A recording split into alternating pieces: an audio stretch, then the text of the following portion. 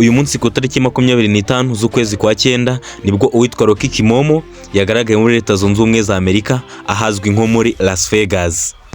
Ni nyuma y'iminsi mike itarenze umunsi umwe ubwo yari yahuriye n'uwitwa Cheetah Magic bahuriye ku kibuga cy'indege cya Kanombe Airport. Aha rero yahuriye na Cheetah Magic i Kanombe, hanyuma birangira mucitse atamusubije ibibazo byose Cheetah Magic yagombaga kumubaza. Gusa mu byo yamubajije ku kibazo kijyanye na YouTube channel ye yitwa Kimomo News nshasha yafunguye. Hanyuma uwitwa Rocky Kimomo yakomeje amubwira ko iyo channel ariyo igiye kujya inyuraho ibiganiro bisha. Aramubaza ati ese yari sanzwe yitwa Rocky Entertainment twari dusanzwe tumenyereye yarayimaze kugira aba subscribers barenga 1,200,000 yo byagenze bite? Rocky amubwira ko nyine yagize ikibazo, amubwira ko nanone ababiri inyuma ngo ni bamwe muri bo nyine. Ubwo byumvikane ko ibibazo channel ishobora kuba yaragize byagiye biterwa nanone na bamwe nyine mu ba content creator ba hano mu Rwanda dusanzwe tuzi.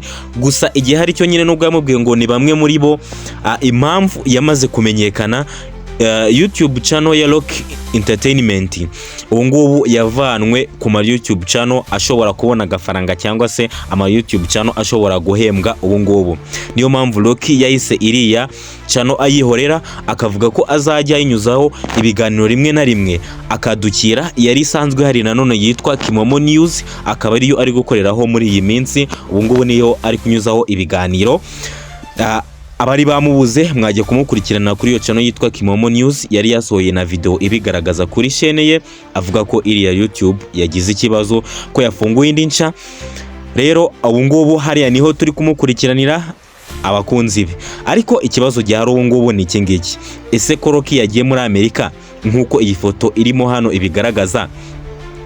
Iyi nzu ahagazeho ahangaha ubu ngubu, iyi nzu ni ya Donald Trump, yitwa Trump Town, niyo muri Amerika muri Las Vegas. Ubu ngubu umusore wacu yageze Las Vegas, yavuye mu Rwanda nyuma y'iriya minsi ahura na Cheetah Magic akamuhakanira ko atagiye kuva mu Rwanda, ariko nyamara koko yaragiye. Cheetah Magic yari yabibonye nkuko yamubwiraga ati aha ni ku kibuga cy'indege, dore irani imiryango yerekezayo, ese ntabwo wabuje hano guco gusa nyine.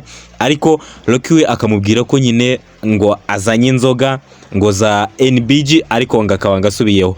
Nyamara ntabwo byari ukuri, ahubwo we yarafashe indege yerekeza muri Leta Zunze Ubumwe za Amerika muri state ya Las Vegas. Ubu rero Rocky yibereye muri Leta Zunze Ubumwe za Amerika uyu munsi. Ikibazo gihari ni iki ngiki: ese agiye gukora iki? Hari akazi afite agiye gukorayo? Ibyo ngibyo twese hano ngaha nta muntu ubizi, ubwo niwe ubizi. Impamvu yatumye agenda se ni iyihe? Ni ibibazo bya channel yabafitanye amakimbirane n'abandi ba content creator bano mu Rwanda.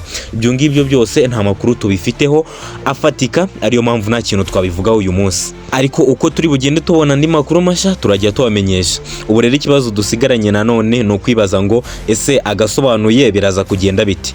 Uyu mugabo rero yari we manager cyangwa se yari we head wa Rocky Entertainment, aho wenda aracari manager wa Rocky Entertainment, niko bimeze.